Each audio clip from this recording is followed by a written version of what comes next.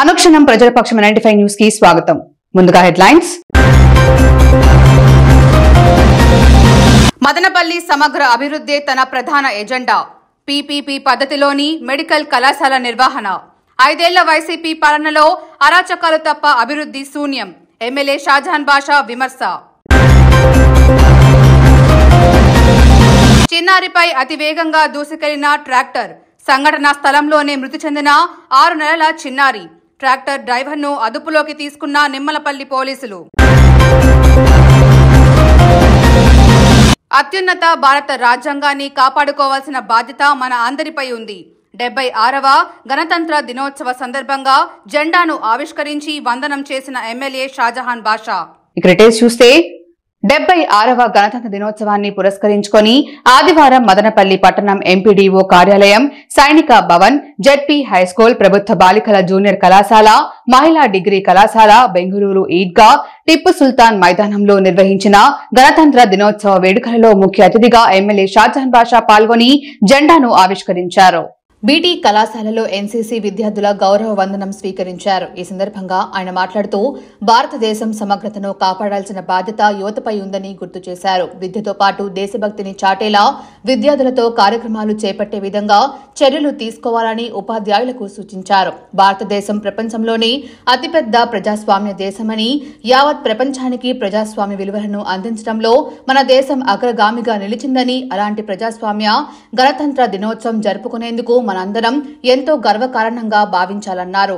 1947 August 15వ తేదీన మన దేశానికి స్వాతంత్ర్యం వచ్చిందని, తరువాత భారత రాజ్యాంగం అమల్లోకి వచ్చిన రోజు 1950 జనవరి 26వ తేదీ నుంచి మనకు సంపూర్ణ స్వాతంత్ర్యం సిద్ధించిందని, అప్పటి నుంచి మనం గణతంత్ర దినోత్సవ వేడుకలను ప్రతి ఏటా ఘనంగా నిర్వహించుకుంటున్నామని, భారత రాజ్యాంగాన్ని రూపొందించిన రాజ్యాంగ నిర్మాత బాబాసాహెబ్ అంబేద్కర్ నేతృత్వంలోని కమిటీ దేశానికి ఒక అపురూపమైనటువంటి పునాదిని అందించిందని, భారత రాజ్యాంగం పునాదిపైనే మన దేశం ప్రజాస్వామిక విలువలను రూపొందించుకుంటుందని, శాస్త్రీయ అవగాహన, లౌకికత్వం, జీవించే హక్కు, భావ ప్రకటన, స్వేచ్ఛ ఇవన్నీ ప్రజాస్వామిక విలువలు మన అందరికీ భారత రాజ్యాంగం ద్వారా సంక్రమించాయని తెలిపారు. ఈ కార్యక్రమంలో కళాశాల ప్రిన్సిపల్లో ఎంపీపీ వెలుగు రెడ్డప్ప చంద్ర, జెడ్పీ హైస్కూల్ సిబ్బంది, మండల విద్యాశాఖ అధికారులు, కళాశాల ప్రిన్సిపల్, తెలుగుదేశం నాయకులు, councillor Nagarjunababu, Naveen Chowdary, Nagaiah, town bank chairman Nadendla Vidyasagar, BC నాయుడులు, belly Reddy Prasad, JCB Venu, Vijayamma, JCB Madhusudan Reddy, మాజీ జెడ్పీటీసీ గంగప్ప, జోలపాలెం చిన్ని, విజయమ్మ, నాగమణి, వినోద్ కుమార్, పూలమురళి, టౌన్ బ్యాంక్ సోమశేఖర్, పనికర్ రెడ్డి, గురు యాదవ్, కాసిం, ఇంతియాజ్, గౌస్ ఫిర్, సర్దార్, గౌస్, మొయిద్దీన్, ముఫత్ ఉల్మాలు పెద్ద సంఖ్యలో తెలుగుదేశం పార్టీ కార్యకర్తలు పాల్గొన్నారు. సందర్భమున మదనపల్లిలో పండుగ వాతావరణం ఉంది. ఎక్కడ వెళ్తే అక్కడ స్కూల్లో, కాలేజీల్లో, గవర్నమెంట్ ఆఫీసెస్లో, అదే కాకుండా మన ముస్లిం కమ్యూనిటీ ఇన్స్టిట్యూషన్స్లో, అదేవిధంగా బీటీ కళాశాల దేవాలయాల్లో ఎక్కడ పోతే అక్కడ గణతంత్ర దినోత్సవంగా పండుగ కన్నా ఎక్కువ జరుపుకుంటున్నారు. అదే దేశభక్తిని చాటుతారు, అదే దేశభక్తి విలువలను పెంచుతారు. ఇటువంటి సందర్భము మనమందరం జరుపుకోవడం, మనం అందరం కలిసి గణతంత్ర దినోత్సవ ఇంత మంచిగా, ఇంత పండుగ వాతావరణంలో వేడుకలు జరుపుకోవడం చాలా ఆనందదాయకం. ఇది మనకు భారతదేశంలోనే పుట్టడం ఒక వరం, భారతదేశ పౌరులుగా ఉండడం ఇంకొక పెద్ద దేవుడిచ్చిన వరం. ఇది ఎప్పుడు మరవకూడదు. ఎందుకంటే మన కాన్స్టిట్యూషన్ ఏదైతే ఉందో, ఈ కాన్స్టిట్యూషనే భారతదేశ 150 కోట్ల ప్రజల ముందు చూపు, వాళ్ళ నడవడిక, వాళ్ళ జీవిత ఒక రహదారి. అది ఏదైనా ఉంది అంటే అది మన దేశ రాజ్యాంగం. ఆ రాజ్యాంగం ఎప్పుడు కూడా దేశం కోసం, దాంట్లో ఏముంది, ఎక్కడ ఏ కులమతాల గురించి రాయలేదు. దాని ప్రియాంబుల్ ఒకటే చెప్తుంది, better humanity and serve humanity. అది రాజ్యాంగం ఒక ప్రియాంబుల్ అన్నమాట.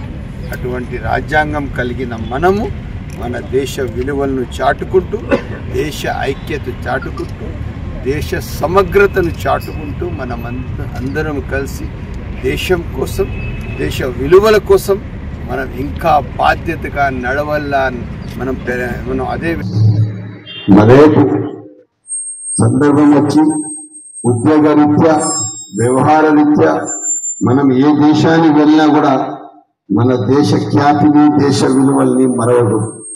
దేశానికి దేశ విలువల్ని మర్చిన మనిషి సమాజంలో మనలో ఒకడు కాదు. అది గుర్తుపెట్టుకొని మీరు రేపు భావితరాల పౌరులు, మీరే ఈ దేశానికి సర్వస్వం. మీరు చాలా బాధ్యతగా ఉండాలి. మీ దేశ సమగ్రత కోసం, దేశ ఐక్యత కోసం, దేశ మర్యాద కోసం ఎల్లప్పుడూ దేశం గురించి ఎక్కడ తక్కువగా మాట్లాడకూడదు. అది మనసులో పెట్టుకోవాలా. ఎప్పుడు మన దేశమే మనకు సర్వస్వం, మన జెండానే మనకు సర్వస్వం. ఆ విధంగా మనమందరం కలిసి ముందుకు నడవాల. భారతదేశ విలువలను చాటుతూ ముందుకు నడవాలని చెప్పి సవినయంగా తెలియజేస్తూ రిపబ్లిక్ డే గణతంత్ర దినోత్సవ శుభాకాంక్షలు తెలుపుకుంటూ సెలవు తీసుకుంటున్నాం. మదనపల్లి మెడికల్ కళాశాలను పీపీపీ పద్ధతిలో నిర్వహించడం జరుగుతుందని మదనపల్లి ఎమ్మెల్యే షాజహాన్ పాషా స్పష్టం చేశారు. ఆదివారం స్థానిక తెలుగుదేశం పార్టీ కార్యాలయంలో ఏర్పాటు చేసిన విలేకరుల సమావేశంలో ఎమ్మెల్యే మాట్లాడుతూ గత 5 ఏళ్ల పాలనలో వైసీపీ ప్రభుత్వం అరాచకం తప్ప ఎలాంటి అభివృద్ది చేయలేదన్నారు. మదనపల్లి నియోజకవర్గంలో 10 ఏళ్ల పాటు ఉన్న వైసీపీ ఎమ్మెల్యేలు వ్యవస్థలను నిర్వీర్యం చేస్తే తెలుగుదేశం పార్టీ వచ్చిన 6 నెలల కాలంలోనే ప్రతి వ్యవస్థను గాడిలో పెడుతూ అభివృద్ది వైపు పరుగులు పెట్టిస్తున్నామన్నారు. వైసీపీ ప్రభుత్వంలో మంజూరు చేసిన మెడికల్ కాలేజీ కేవలం వారి నాయకులు దోచుకోవడానికి పరిమితమైంది తప్ప నాణ్యమైన పనులు జరగలేదన్నారు. మెడికల్ కాలేజీ నిర్మాణ పనులను పరిశీలించినప్పుడు నాసిరకమైన మెటీరియల్ తరలించి లోపభూయిష్టంగా పనులు చేస్తుండటం స్పష్టంగా కనపడిందన్నారు. జరిగిన పనులకు 170 కోట్ల రూపాయలు దండుకున్నారని, కానీ అక్కడ కనీసం 50 కోట్ల రూపాయల పనులు కూడా జరగలేదని, ఆ పనులు కూడా చాలా అధ్వానంగా ఉన్నాయన్నారు. మదనపల్లి ప్రభుత్వ ఆసుపత్రిపై నిర్మించిన తాత్కాలిక భవనాల నెలల కాలంలోనే అధ్వాన స్థితికి చేరుకున్నాయని, పైకప్పు వేసిన పీఓపీ ఊడిపోయి వర్షానికి పూర్తిగా భవనాలన్నీ ఊరుస్తున్నాయని, వైసీపీ పాలనలో ఎలాంటి అభివృద్ది జరగకపోగా ప్రశ్నించిన వారిపై కేసులు పెట్టారని విమర్శించారు. కూటమి ప్రభుత్వం అధికారంలోకి రావడం, తాను రెండోసారి ఎమ్మెల్యేగా ఎన్నిక కావడంతో అన్ని శాఖలను పరుగులు పెట్టిస్తున్నారని, గుంతల రోడ్లను పూడ్చమని, గ్రామాల్లో సీసీ రోడ్లు వేశామని, ఉపాధి పనులు కల్పిస్తున్నామని చెప్పుకొచ్చారు. ఇక మదనపల్లి ప్రభుత్వ ఆసుపత్రి ప్రైవేటు పరం అవుతుందన్నా వస్తున్న వార్తల్లో ఎలాంటి నిజం లేదన్నారు. ప్రభుత్వ ఆసుపత్రిని ఏపీ పీపీపీ విధానంలో పూర్తిగా ప్రభుత్వమే నిర్వహిస్తుందని, అవసరమైన వైద్యులు, వైద్య సిబ్బందిని పూర్తి స్థాయిలో ఏర్పాటు చేసి అన్ని రకాల వైద్య సేవలను పూర్తి ఉచితంగా అందజేస్తామన్నారు. మిగతా రాజకీయ పార్టీలు కూడా నిజ నిజాలు తెలుసుకుని మదనపల్లి అభివృద్ది కోసం తనతో కలిసి రావాలని కోరారు. గత ప్రభుత్వంలో వచ్చిన బీటీ కాలేజ్ యూనివర్సిటీ జీవో గాల్లో దీపంలా ఉందన్నారు. తన హయాంలో బీటీ కాలేజ్ ఆస్తుల పరిరక్షణకు 2.5 కోట్లతో కాంపౌండ్ ఏర్పాటు చేస్తామన్నారు. విద్యాశాఖ మంత్రి నారా లోకేష్ తో సంప్రదించి త్వరలోనే బీటీ కాలేజీకి యూనివర్సిటీ స్థాయి కల్పించి అన్ని రకాల కోర్సులను ప్రవేశపెడతామని స్పష్టం చేశారు. ఈ సందర్భంగా town bank chairman Nadella Vidyasagar, RJ Venkatesh, SA Mastan, Nagarjunababu, Kalakada Venugopal, Musalikunta Nagaiah, Bellereddy Prasad, Bommisetty Purushottam, Errabelli Venkataramanareddy, JCB Madhu, JCB Venu, Katti Lakshmana, చెన్ రాయుడు, బీదం గురునాథ్ యాదవ్, జీవి నాయుడు, బాలామణి శేఖర్, పూజారి అంజీ తదితరులు పాల్గొన్నారు. మెడికల్ కళాశాల ప్రైవేట్ పరం అయిపోతా ఉంది, ఇది చాలా పెద్ద తప్పు చేస్తా ఉంది తెలుగుదేశం పార్టీ అని చెప్పి ఒక బ్యాక్డోర్ రాజకీయం చేస్తున్నారు. బ్యాక్డోర్ రాజకీయం ఎట్లా ఉన్నదంటే, వాళ్ళు మాట్లాడే నైతిక విలువలు పోగొట్టుకున్నారు. వాళ్ళు ఏదో వెనక నుంచి ఛాలెంజ్ చేస్తున్నారు. నేను మా ఎవరెవరైతే పార్టీసు మదనపల్లి కాన్స్టిట్యున్సీ నుంచి రిప్రజెంట్ చేస్తున్నారో అందరికీ నేను సవినయంగా తెలియజేస్తున్నాను. ఏదైతే మెడికల్ కళాశాల కట్టారో సబ్జెక్ట్ టు కరెక్షన్ దాదాపు 170 కోట్ల రూపాయలు ఇచ్చి బిల్డింగ్ నిలబెట్టారు. ఆ బిల్డింగ్ వయసు వచ్చి 15 నుంచి 20 సంవత్సరాలకి పరిమితం ఉంది. ఆ రోజు వాళ్ళు వాడినే స్టీల్ కానీ ఇసుక కానీ అదేవిధంగా వాళ్ళు వాడిండే కంకర కానీ వాళ్ళు వాడిండే ఏ ఒక్క మెటీరియల్లో కూడా క్లారిటీ లేదు. లోపల ఇంతవరకు ఏ ఎమ్మెల్యే ఎంపీ ఎవరు పోలేదు. లోపాయ ఒప్పందం పెట్టుకొని ఆడున్న కాంట్రాక్టర్కి మెడికల్ కాలేజ్ కాంట్రాక్టర్తో లాలూచి పడి భీములు ఎట్లా ఉన్నాయి తెలుసా? పాము ఉన్నట్లుండే భీములు. నేను మీరు దానికి సాక్షి ఇక్కడ ఉన్న పాత్రికేయులే. ఆ రోజు మీకే తీసుకువెళ్ళి నేను ఆ భీములు ఆ పనితనము ఆ ఎక్కడ కూడా క్వాలిటీ లేని పని నేను చూపించడం జరిగింది. దానికి ఈరోజు రాష్ట్ర పరిస్థితి ఆలోచన చేసిన తర్వాత పెద్దలు చంద్రబాబు నాయుడు గారు ఒక పీపీపీ మోడల్ పీపీపీ మోడల్లో మెడికల్ కాలేజ్ తీసుకుని వస్తుంది. అంటే అమ్మలే పబ్లిక్ ప్రైవేట్ పార్ట్నర్షిప్. ఎందుకు? ప్రభుత్వం కూడా ఉంటుంది, నాణ్యతమైన వర్క్ జరగలేదు. దాదాపు ప్రభుత్వం డబ్బులు 100 కోట్లు ఇచ్చి ఆడ 50 కోట్ల వరకు కూడా జాతికి జరగలేదు. లాస్ట్ గారు అక్కడ పనిచేస్తున్న ఈ గారు చాలా మంచి ఆఫీసర్. ఆమె కూడా నేను అడిగిన మాటలు కన్నా ఈ డిపార్ట్మెంట్ నేను ఈ వర్క్ చూసి నాకు చట్టం పేరు వచ్చేస్తాను అన్న, నేను నా హోమ్ డిపార్ట్మెంట్కి వచ్చేస్తాను, ఒక లెటర్ ఇదని హోమ్ డిపార్ట్మెంట్కి వచ్చేస్తాను. ఇంత చాలా దయనీయ పరిస్థితిలో ఆ మెడికల్ కాలేజ్ దానికి ఆలోచన చేసిన తర్వాత ఒక్కసారిగా దానికి పీపీపీ మోడల్లో తీసుకుని వచ్చాము. మదనపల్లి హాస్పిటల్ ఈరోజు పూర్తి స్థాయిగా నిర్వీర్యం అయిపోయిందంటే దానికి కారణం వైఎస్ఆర్ పార్టీ. మీకు తెలుసో లేదో, కరోనాలో సచ్చిన మనుషులు సచ్చినట్లు వాళ్ళకి ఆక్సిజన్ కూడా ఇవ్వలేని పరిస్థితి వైఎస్ఆర్ పార్టీ. ఇంకా అక్కడి నుంచి ఈ 5 సంవత్సరాల్లో ఎక్కడ కూడా వాళ్ళు క్వాలిటీ ఆఫ్ మెడిసిన్ ఇవ్వలేదు. ఏ రోజు గవర్నమెంట్ హాస్పిటల్లో కూర్చొని ఇప్పుడు ఎంపీ గారు కానీ ఆ రోజున్న ఎమ్మెల్యేలు కానీ ఏమి జరుగుతూ ఉంది, అడ్మినిస్ట్రేషన్ ఎంతమంది ఓపీడీలో ఒక రోజుకి పేషెంట్ వస్తున్నారు, ఇన్ పేషెంట్లు ఎంతమంది వస్తున్నారు, ఎన్ని ఓటీ సర్జరీస్ అవుతున్నాయి, ఎన్ని ఐసీయూలో ఎంతమంది మనుషులు ఉన్నారు, వాళ్ళకందరికీ సకాలంలో మంచి వైద్యం కల్పిస్తున్నదా, ఏదైనా సమస్యలు ఉన్నాయా? నేను ఎమ్మెల్యే అయిన రోజుకి రెండోసారి 32 మంది నర్సులు ఉన్నారు. ఎంతమంది? 32 మంది నర్సులు. 240, 270, 300 మంది ఇన్ పేషెంట్లు ఉంటున్నారు హాస్పిటల్లో. ఫర్ యువర్ కైండ్ ఇన్ఫర్మేషన్ 1400, 1500, 1800 ఈ విధంగా అవుట్ పేషెంట్స్ వస్తున్నారు. ఓటీ గైనిక్ సర్జరీలు 360 నుంచి 400 గైనిక్ డెలివరీస్ అవుతున్నాయి. ఇవి కాకుండా వేరే వేరే వేరే సర్జరీస్ వచ్చింది. దాదాపు ఒక నెలకు వచ్చి 250 నుంచి 300 సర్జరీస్ అవుతున్నాయి. ఇవన్నిటికీ సర్వరోగ నివారణ జిందా తిలిస్మాత్ అని చెప్పి 32 మంది కౌన్సిలర్లతో కాలం గడిపేశాం. మేము వచ్చిన తర్వాత 64 మంది అదనంగా నర్సులు ఇచ్చాం. ఇదే కాకుండా డాక్టర్స్ మెడికల్ కాలేజ్లో హెచ్ఓడీస్ పని ఏముందంటే, నేను ఎమ్మెల్యే పోయిన రోజుకి వారానికి 5 రోజులు లీవ్ పెట్టేసేదాన్ని. 6వ రోజు వచ్చి సంతకం పెట్టి రాసుకొని వెళ్ళిపోయింది. కొంతమంది లీవ్ కూడా పెట్టకుండా పనిచేస్తున్నారు. ఇవన్నీ గాడిలో పెట్టాం. ఈరోజు ఎక్కడ కూడా నేను వేరే పార్టీల వాళ్ళకందరూ తెలియజేస్తున్నాను, మదనపల్లి కాన్స్టిట్యూన్సీ ఎవరు అధైర్యపడే అవసరం లేదు. గవర్నమెంట్ హాస్పిటల్ యథావిధిగా ఉంటుంది. అది పూర్తి స్థాయిగా ప్రజాసేవ చేస్తుంది. దానికి కావాల్సిన పూర్తి హంగులు ఇస్తాము. మనం ఎవరైతే మంత్రి గారు సత్యన్న ఉన్నారో ఆయన నేను మాట్లాడాను, ఆయన త్వరలో ఇక్కడికి వస్తున్నారు. మనం కూర్చొని దానికి పూర్తి స్థాయిగా డెవలప్ చేసే బాధ్యత ఈ ప్రభుత్వంది, నాది అని చెప్పి మరొకసారి. ఇదే కాకుండా ఇప్పుడు పీటీ కళాశాల విశ్వవిద్యాలయ ఇది అయిపోయినాయి, మేము ప్రైవేట్లైజ్ చేసినా ఉంటాను. వీళ్ళు చేసింది శూన్యం. మీ జీవో గాల్లో ఉంది, భూమిలో లేదు, ఆకాశంలో లేదు. ఆ జీవో అట్లా ఉంది. బీటీ కళాశాల ఆస్తులు కాపాడింది షాజహాన్ బాషా. 2,60,00,000 రూపాయలు ఇచ్చి కాంపౌండ్ వాళ్ళు ఇచ్చింది నేను. అర్థమైందా? ఇటీవల కేంద్ర ప్రభుత్వం పద్మ అవార్డుల జాబితా ప్రకటించింది. ఈ నేపథ్యంలో తెలుగు రాష్ట్రాలలో కళల విభాగంలో ప్రముఖ సినీ నటుడు నందమూరి బాలకృష్ణకు పద్మభూషణ్ ప్రకటించింది.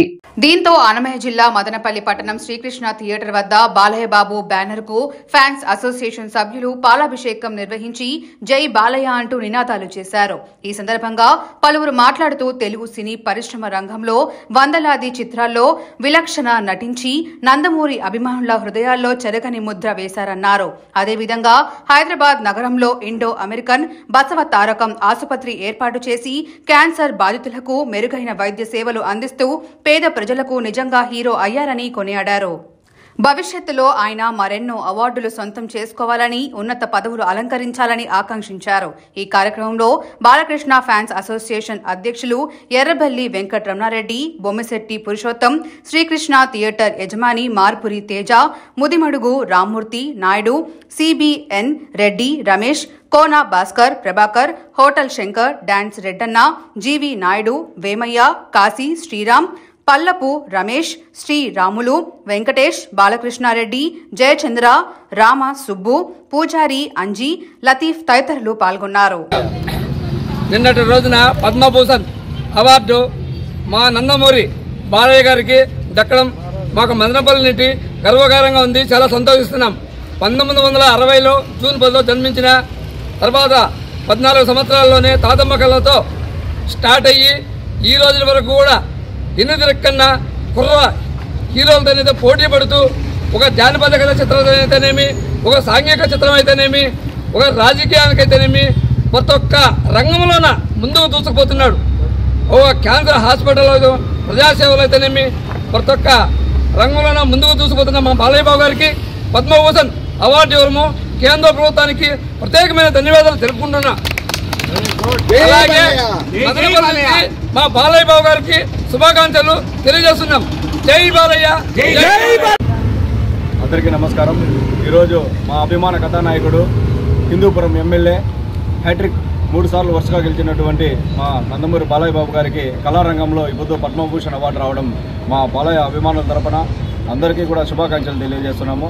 అలాగే ఆయన చేసే సేవా కార్యక్రమాలు అయితేనేమి, సినీ పరిశ్రమకు అయితేనేమి, అలాగే బసవతారకం అనే క్యాన్సర్ హాస్పిటల్ను పెట్టి ఈరోజు రాష్ట్ర వ్యాప్తంగానే కాకుండా అందరికీ నిరుపేదలకు ఎంతోమందికి క్యాన్సర్ ట్రీట్మెంట్ను ఉచితంగా అందిస్తున్నటువంటి మా బాలయ్య బాబు గారికి పద్మభూషణ్ అవార్డు రావడము చాలా ఆనందించదగ్గ విషయము. అలాగే తెలుగు జాతికి గర్వకారణం అని కూడా తెలియజేస్తున్నాము.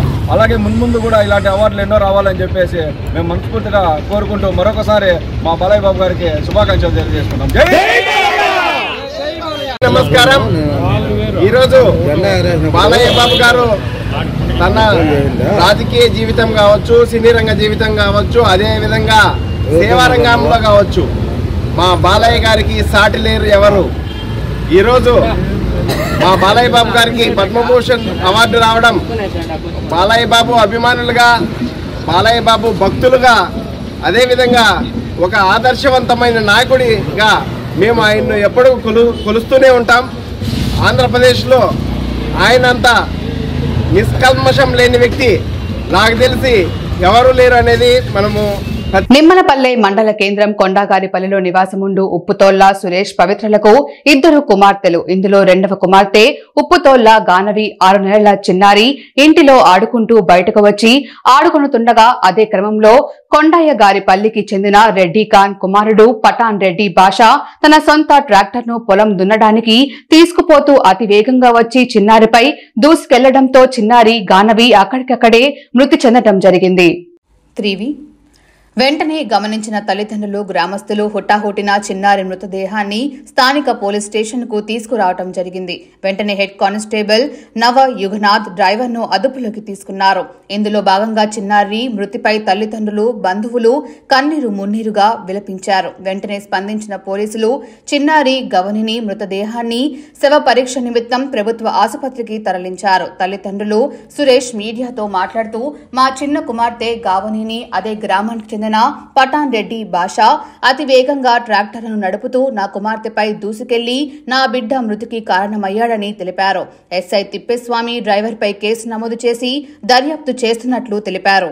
గణతంత్ర దినోత్సవాన్ని పురస్కరించుకొని మదనపల్లి 2 టౌన్ పోలీస్ స్టేషన్లో విధి నిర్వహణలో ప్రాముఖ్యమైన సేవలు అందించిన 4 పోలీసు సిబ్బంది ఉత్తమ ప్రతిభ అవార్డును అందుకున్నారు. ఈ అవార్డులను జిల్లా ఎస్పీ విద్యాసాగర్ నాయుడు, కలెక్టర్ శ్రీధర్ చామకూరి చేతుల మీదుగా ప్రదానం చేయబడింది.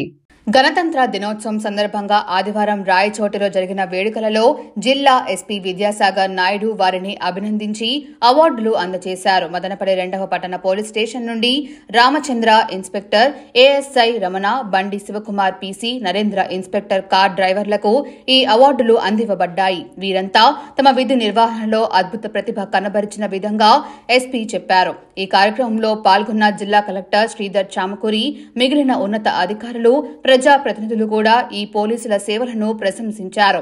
వారంతా గణతంత్ర దినోత్సవం యొక్క అర్థాన్ని పట్టించేలా సమాజానికి సేవలు అందిస్తున్న పోలీసుల కృషిని గుర్తించారు. ఈ అవార్డులు మదనపల్లె 2వ పట్టణ పోలీస్ స్టేషన్ సిబ్బందికి పెద్ద గౌరవాన్ని, ఈ అవార్డులు మదనపల్లి 2వ పట్టణ పోలీస్ స్టేషన్ సిబ్బందికి పెద్ద గౌరవాన్ని, ప్రశంసని తెచ్చిపెట్టాయి. వారు తమ విధుల్లో ఈ అవార్డులు మదనపల్లి 2వ పట్టణ పోలీస్ స్టేషన్ సిబ్బందికి పెద్ద గౌరవాన్ని, ప్రశంసని తెచ్చిపెట్టాయి. వారు తమ విధుల్లో అత్యున్నత స్థాయిలో మానవ సేవలను అందిస్తూ సమాజంలోని న్యాయం, శాంతిని కాపాడటానికి ఎంతగానో కృషి చేస్తున్నారు. భారత రాజ్యాంగం ఎంతో గొప్పదని, అనేక మతాలు, భాషలు, సంస్కృతులు ఉన్నప్పటికీ అందరూ ఐక్యంగా జీవనం సాగిస్తున్నారని సిపిఎం జిల్లా కార్యదర్శి పి శ్రీనివాసులు అన్నారు.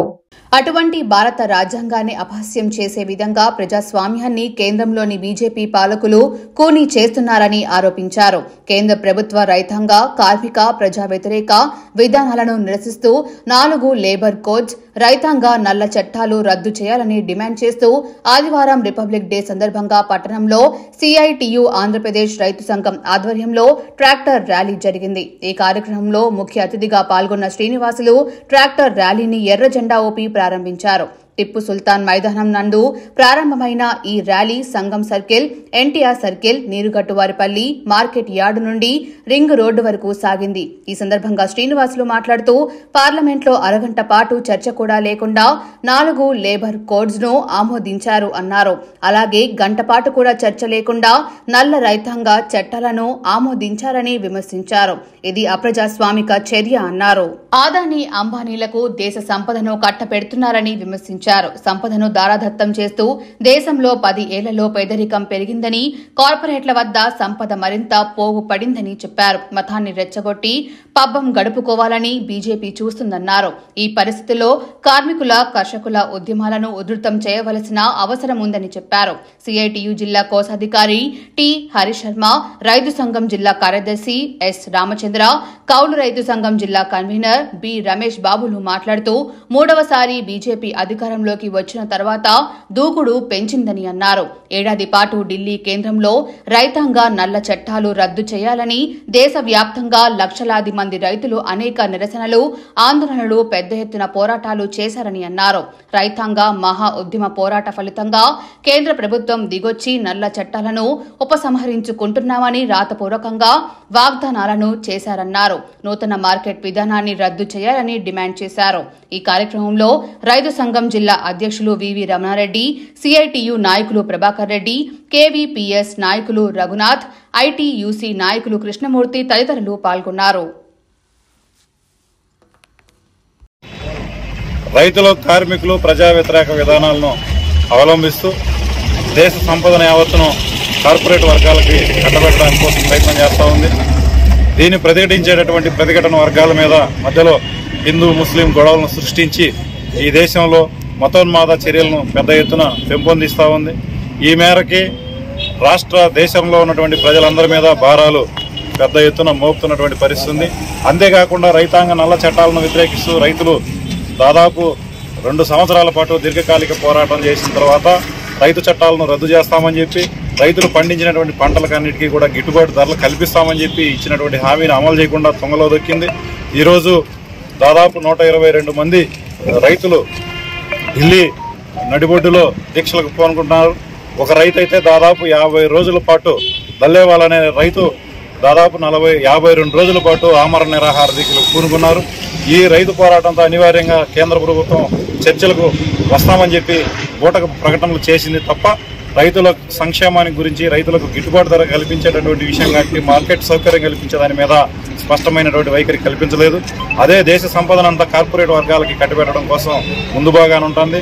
దాంతోపాటుగా కార్మిక చట్టాలన్నింటినీ కూడా రద్దు చేసి వచ్చే ఏప్రిల్ అయితే కేంద్ర రాష్ట్ర ప్రభుత్వాల నిరంకుశ విధానాలు కేవలము వారి పబ్బాలు గడుపుకునేందుకు చూస్తూ ఉన్నారు. కానీ ఇటు రైతులకు కానీ, అటు కార్మికులకు కానీ, వ్యవసాయ కార్మికులకు కానీ, కౌలు రైతులకు కానీ ఎవరికి కూడా వారి ప్రయోజనాలు నెరవేర్చే విధంగా కృషి చేయటం లేదు. దేశవ్యాప్తంగా సంవత్సరాల కొద్దీ రైతులందరూ తీవ్రమైనటువంటి ఆందోళన చేసి ప్రభుత్వము తెచ్చినటువంటి నల్ల చట్టాలను వెనక్కు పంపించేందుకు ఢిల్లీలో బ్రహ్మాండమైనటువంటి పోరాటం జరిపిన తర్వాతనే కేంద్ర ప్రభుత్వం వెనక్కి తగ్గింది. అయితే కార్మికులపై మాత్రం 4 నల్ల చట్టాలను తీసుకుని వచ్చి ఈరోజు లేబర్ కోడ్ల రూపంలో కార్మికుల హక్కులను కాలరాసే విధంగానూ, అదేవిధంగా కార్పొరేట్ శక్తులకు కార్మికులందరినీ కట్టబెట్టే విధంగానూ కేంద్ర ప్రభుత్వం ప్రవర్తిస్తున్నది. అందువల్ల ఈరోజు దేశ ప్రజలందరూ కూడా ఈ కార్మిక, రైతు, వ్యవసాయ కూలీల రక్షణకి ముందుకు రావాల్సిందిగా కోరుతా ఉన్నాం. రైతులు తాము పండించిన పంటకు గిట్టుబాటు ధర లేక తీవ్రమైనటువంటి సంక్షోభానికి పిలుపు మేరకు ఈరోజు దేశవ్యాప్తంగా జరుగుతున్న ఈ ట్రాక్టర్ ర్యాలీల్లో భాగంగా ఈరోజు అన్నమయ్య జిల్లాలో మదనపల్లిలో కూడా రైతు సంఘంగా, కలిసి వచ్చే ప్రజా సంఘాలు, వ్యవసాయ కార్మిక సంఘాలు, సిఐటి కలుపుకునే ఈరోజు ర్యాలీ ప్రారంభించాం. దీని ముఖ్య ఉద్దేశము ఈరోజు రైతాంగము, కార్మికులు సంక్షోభంలో కూరుకుపోతున్నారు. రైతు పండించిన పంటకు గిట్టుబాటు ధర లేదు. రైతుకు పండించిన పంటకు పిచికారీ చేసుకునే మందులు కానీ, ఎరువులు కానీ, సబ్సిడీలు కూడా ఎత్తేసిన ఈ ప్రభుత్వాలు. అంతేకాదు ఈరోజు ఈ రైతాంగ సమస్యలపైన కోట్ల సంఖ్యలో ఉన్నారు. కానీ ఆ కౌలు రైతులకు చట్టం అనేది లేదు. వాళ్ళ గురించి పట్టించుకునే నాదులే లేడు. మన రాష్ట్రంలో దగ్గర 30 లక్షల మంది కౌలు రైతులు ఉంటే వాళ్ళకు కార్డులు, సీసీ కార్డులు ఇచ్చేదానికి ఏ ప్రభుత్వం చెప్పదు, అధికారులు పట్టించుకోరు. ఏమంటే వాళ్ళు చేయలేదు, అది రైతు సంతకం పెట్టలేదు, ఏదో. అనుక్షణం ప్రజల పక్షం 95 న్యూస్ ఇంతటితో సమాప్తం. తిరిగి రేపటి బులెటిన్ లో మళ్ళీ కలుసుకుందాం. అంతవరకు సెలవు. నమస్కారం.